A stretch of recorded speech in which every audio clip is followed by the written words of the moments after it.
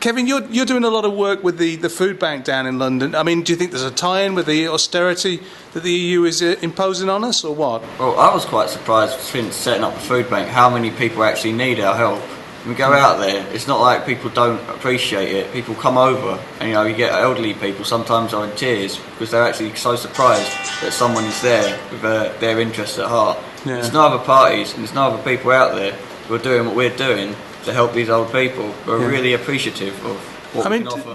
Do all sections of the society, young, old, do they come and take the help that we give them? Or we offer it for elderly and needy, is what the signs say, and we do get people come over and they each have their own stories, how somehow they have been messed around by those in power, and how people just feel cheated. People who don't deserve anything, foreigners who've never paid in, they're getting everything.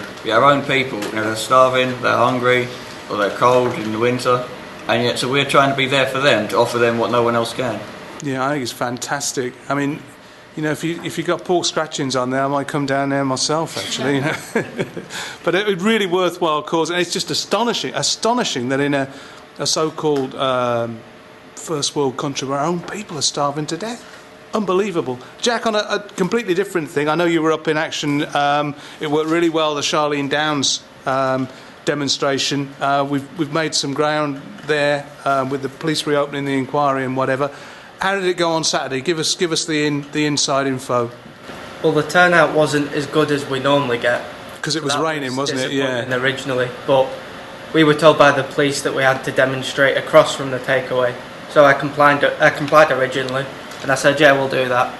But then, when the police felt comfortable and kind of let us do it, then I went inside the takeaway, and we demonstrated right outside the takeaway, and they issued me with a Section 14 and told me that they can now legally force me across the road.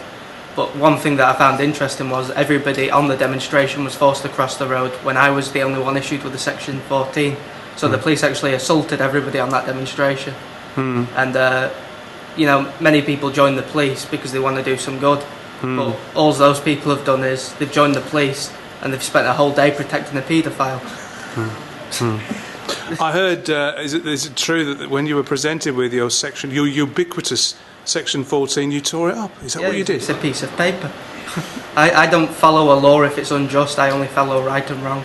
Good for you, Jack. Good round of applause for that.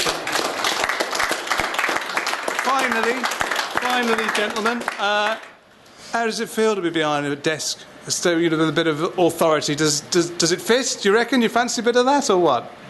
In future? Why not? Why not? Thanks very much, chaps. Cheers.